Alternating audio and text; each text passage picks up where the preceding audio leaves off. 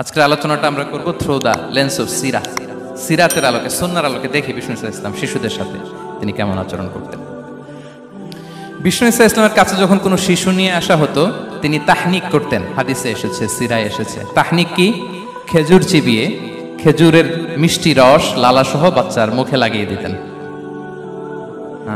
আলেমদের কাছে, অনেক আলেমদের কাছে আসে, আমার কাছে অনেকে এসেছে বাচ্চাদেরকে নিয়ে। তো আমরা এই সুন্নাহর উপর আমল হিসেবে খেজুর চিবিয়ে এর রসটা মুখে ঢুকিয়ে দিয়েছি। বারাকা, বিষ্ণু ইসা ইসলামের বারাকা নেওয়ার জন্য আসতো ছোট্ট বাচ্চাদেরকে নিয়ে। মদিনায় যখন সাহাবারা হিজরত করলেন মক্কা থেকে, মুসলিমদের ঘরে সন্তান সন্ততি নাই, বাচ্চা কাচ্চা হয় না। ইহুদিরা টিটকারি করে, এই তো মুসলমানদের সন্তান নাই।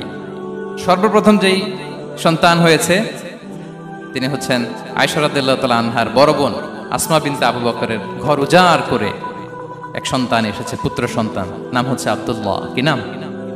আব্দুল্লাহ ইবনে জুবাইর।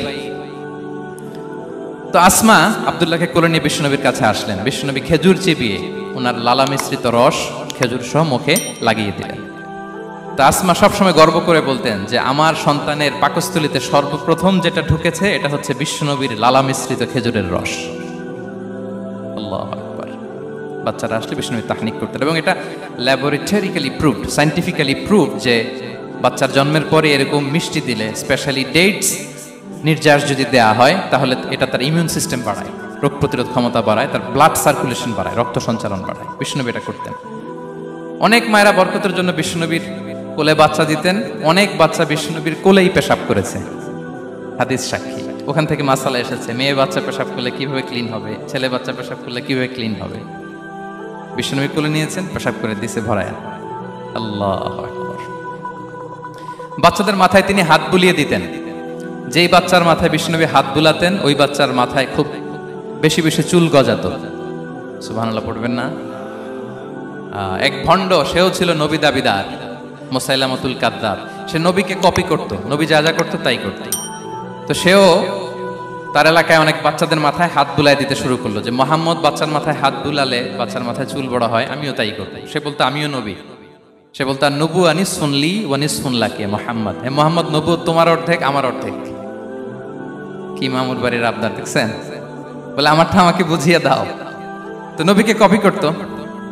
বিশ্বনবী কুয়ার মধ্যে লোনা পানির কুয়ায় থুতু ফেললে মুহূর্তে লোনা পানির কুয়া মিঠা পানির কুয়ায় পরিণত হতো।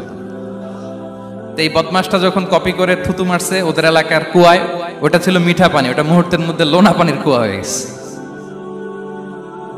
তো বিশ্বনবীকে কপি করে সে তার এলাকার নবজাতক বাচ্চাদের মাথায় যখন হাত বুলিয়ে দিতে শুরু করলো, পরবর্তীতে দেখা গেল ওই বাচ্চাগুলো আজীবন ছিল টাক মাথা।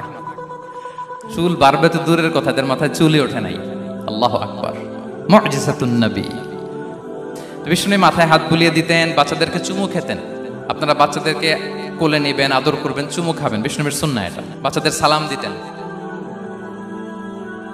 মাঝে মাঝে বাচ্চাদের সাথে মজা করতেন, তাদের সাথে খেলাধুলা করতেন। বাসার সময় পেলে এটা করবেন, ছেলেমেয়েদেরকে নিয়ে খেলতে নেমে যাবেন।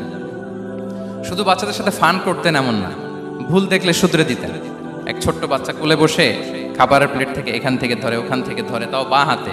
বিষ্ণুবী বললেন ইয়া গোলাম সাম্মিল্লাহ, বিসমিল্লাহ বলো। কুলবি ইয়ামিনি, বাঁ হাতে নয় ডান হাতে খাও। ওয়া কুল মিম্মা ইয়ালিক, আর এদিক সেদিক থেকে নয়, তোমার সামনে যেটা আছে ওইটা খাও। সুবহানাল্লাহ, শুধরে দিতেন। সাদাকার খেজুরের স্তূপ ছিল, যাকাতের খেজুর। হাসান রাদিয়াল্লাহু তাআলা আনহু, বিষ্ণু ইসলামের দহিত্র, ছোট্ট মানুষ, হাঁটতে হাঁটতে যে খেজুরের স্তূপের দিকে খেজুর নিয়ে খেলতে যায়, হঠাৎ একটা খেজুর খেতে আরম্ভ করলেন। বিষ্ণু বললেন কেখ কেখ, থামো থামো, ওয়াক থু থু। আমরা যে বাংলা ওয়াক থু বলি, এটার আরবি হচ্ছে কেখ। এই নানা ভাই রাখো রাখো রাখো। আলা তাআলাম ইন্না লা নাকুলুস সাদাকা, নানা ভাই তুমি জানো না আমরা হাশিমি খানদানের, আমরা সাদাকার মাল খেতে পারি না। আঙ্গুল ঢুকিয়ে মুখ থেকে খেজুর বের করে দিলেন। সুবহানাল্লাহ। এভাবে ছোট্ট বাচ্চাদের ভুলগুলো শুধরে দিতেন, কারেকশন করতেন। সুনানে নাসাইতে এসছে, কেন রাসূলুল্লাহ সাল্লাল্লাহু আলাইহি ওয়াসাল্লাম ইয়াজুরুল আনসার, তিনি যখন আনসারীদেরকে ভিজিট করতে যেতেন, ফায়ুসাল্লিমু আলা সিবিয়ানিহি, আনসারী বাচ্চাদেরকে সালাম দিতেন। আপনারা বাচ্চাদের সালাম দেন তো নাকি? নাকি বাচ্চাদের সালামের জন্য বসে থাকেন? অনেকে মনে করে যে আমি মুরব্বী হাজী সাহেব, 80 বছর বয়স, আমি তো শুধু সালাম পাবো, আমি দিব কেন? এরকম একটা ভুল ধারণা আছে না? সালাম শুধু ছোটরা দিবে, ব্যাপারটা কি এমন?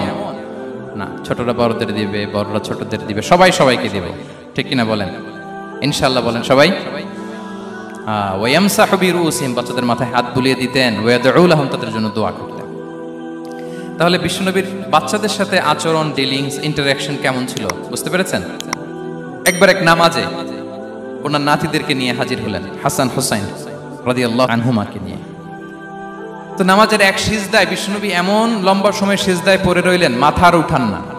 মুসল্লিরা তো অবাক, সাহাবারা ভাবলেন হায় রে, নবীজি অসুস্থ হয়ে গেলেন নাকি, অথবা ওহী নাজিল হলো নাকি। নামাজ শেষে সাহাবারা জিজ্ঞেস করলেন, ইয়া রাসূলুল্লাহ, আপনি কি অসুস্থ হয়েছেন নাকি ওহী নাজিল হচ্ছিল? এত লম্বা সিজদা দিতে তো কখন দেখি নাই।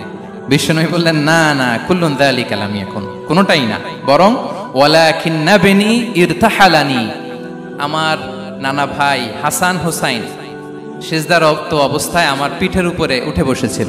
ফাকারিহতু আন উআজ্জিলাহু হাত্তা ইয়াকদিয়া হাজাতা, আমি উঠে গেলে তাদের ডিস্টার্ব হবে, এজন্য সিজদায় পড়েছিলাম। যতক্ষণ তাদের পিঠে উঠে খেলতে মনে চেয়েছে তারা খেলেছে, তারা নেমেছে, তারপরে সিজদা থেকে মাথা উঁচু করে দাঁড়িয়েছি। সুবহানাল্লাহি ওয়া বিহামদিহি। তো আমরা কাঁধে নিয়ে খেলবো তো দূরের কথা, আমরা অনেকে বাচ্চাদেরকে মসজিদে দেখলেই রেগে যাই, আছে না নাই? অনেক মুরব্বীরা আছে মসজিদে বাচ্চা দেখতে পারে না, দেখবেন হ্যাঁ, খিটখিটে মেজাজের হয়ে যায়, রিয়্যাক্ট করে। আলহামদুলিল্লাহ গত অনেক বছর ধরে বাংলাদেশে এটা নিয়ে আমরা কন্টিনিউয়াসলি বলেছি যে না, শিশুদেরকে আপনারা মসজিদে আসলে ধমক দিবেন না, ভুল করলে, আওয়াজ করলে, চিৎকার করলেও তাদেরকে বকা দেওয়া যাবে? বলেন। আজকে যদিও বকা খেয়ে মসজিদ থেকে ফিরে যায়, আর কোনোদিন মসজিদের দিকে পা বাড়াবে? ও যাবে ক্লাবে, হ্যাঁ, ও যাবে গানের কনসার্টে, আর ফেরাতে পারবেন মসজিদে? আর আসবে না। খবরদার, আপনার একটা ধমকের কারণে মসজিদমুখী কোনো শিশু যেন অন্যদিকে না যায়। বুঝাবেন যে আপু এটা আমাদের ইবাদতগাহ, পবিত্র জায়গা, এখানে দুষ্টামি করতে হয় না, আওয়াজ করতে হয় না, আল্লাহ তোমাকে অনেক গুনাহ দিবে। গুনার ভয় দেখালে কিন্তু বাচ্চারা দুষ্টামি করে না, দেখবেন, ঠিক কিনা বলেন? এই সেন্সটা তাদের আছে, এভাবে বুঝাবেন। মুসনাদে আহমদ একটা হাদিস এসেছে, বিষ্ণু ইসলাম ওনার চাচাতো ভাইদেরকে নিয়ে দৌড় প্রতিযোগিতা করাতেন, লাইন ধরে দাঁড় করাতেন, আর বলতেন মান সাবাকা ইলাইয়া ফালাহু কাদা ওয়া কাদা, সবাই দাঁড়াও, দেখি কে কার আগে আমাকে দৌড়ে ধরতে পারে, যে ধরতে পারবে তাকে পুরস্কার দেব। আল্লাহু আকবার।